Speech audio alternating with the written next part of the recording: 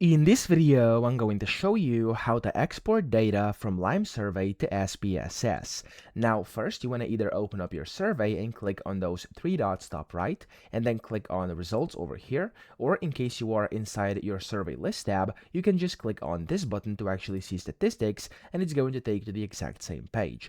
From here, you want to click on export results top right, and here you'll have a bunch of different options for formats, and you want to click on SPSS, which is .sav file. Okay, now whenever you do that, of course, you can go ahead and change different settings over here and different export options for general, range, responses, and then headings as well as columns over here. So you could go ahead and change this if you wanna, completely up to you. And whenever you're ready, you can just click on the export button top right, and as you can see here, it's going to export a SPSS.sav file, and you can go ahead and use that. So I hope this video helped you out. If it did, please subscribe to the channel and help me out as well.